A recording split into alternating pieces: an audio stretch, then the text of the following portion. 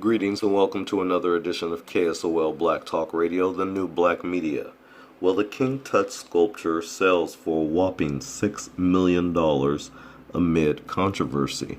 Let's take a look and see what that controversy is. The piece of Egypt's ancient past was auctioned off today in London, despite protests in modern-day Cairo. A sculpture of King Tut's head was sold at Christie's for $6 million. Now, Egypt claims the relic of the famed pharaoh was stolen. Here's Charlie Daggett.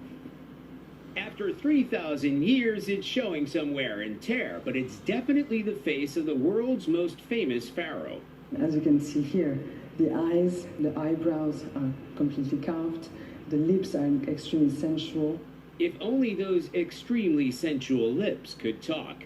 Maybe he could explain how he found himself on an auction block today at Christie's. Zahi Hawass is Egypt's former Minister of Antiquities. They never tell us about the origin, about how they bought it from Egypt, whose ownership of this piece. They have no evidence of that, but we do think that this is a part of our heritage.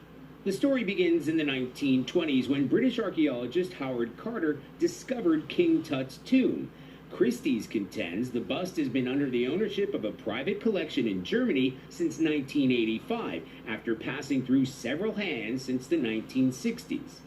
Up close, it is exquisite and instantly recognizable as the face of King Tut. Now, Christie's say ancient objects like this are, by their nature, impossible to trace back thousands of years.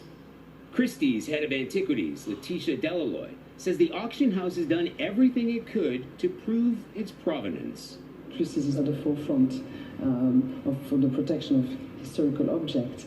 This piece has been widely published and exhibited. It's a very well-known piece, so there hasn't been any claim on the piece, and we haven't received any evidence from the Egyptian authorities about the problem. But while Egyptian authorities have failed to stop the sale, they haven't stopped their battle. We will fight until the head of Tutankhamun, our great famous king, should come back. The great famous king won't be coming back anytime soon. Today, Egypt's child king is under new ownership. Charlie Daggett, CBS News, London. So the curator of Christie's says that the Egyptian government has never mentioned that, quote, there was ever a problem. Well, this object was obviously stolen. The fact that Christie's had an ancient artifact, they should have reached out to the Egyptian government to return stolen merchandise. But see how certain people have certain things, how they don't call it theft when they do it. They don't call it thievery when they do it. They don't call it stolen when they have it. They don't call it these terms that they use towards traditional black Americans. You see, white supremacy is very, very convenient at stealing objects and then making claim to them and then not returning them to the rightful owners. Definitely not acknowledging the rightful heirs. Now,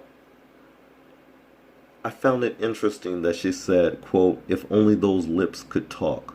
Maybe he could explain how he found himself on the auction block at Christie's.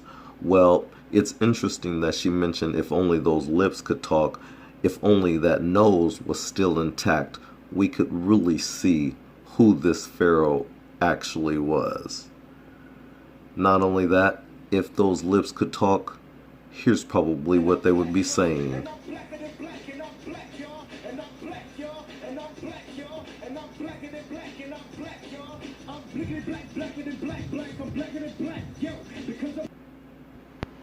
Greetings, foreigners.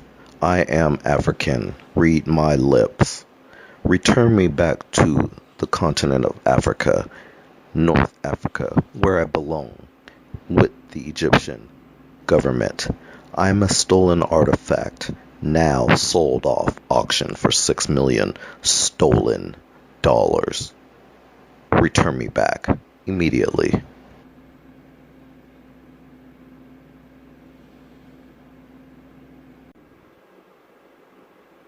let me close by saying that Christie's really should have done the right thing and returned this stolen property to its rightful owners, the Egyptian government.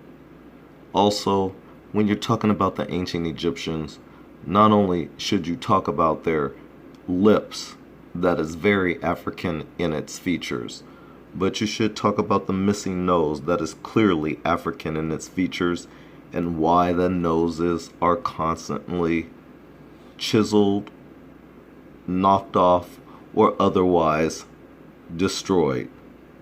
It was a main feature of all of their statues, and they've conveniently been knocked off because they revealed too much of their Africanness. This is KSOL Black Talk Radio, hoping you like and share this video. We'll see you in the next video. Take care.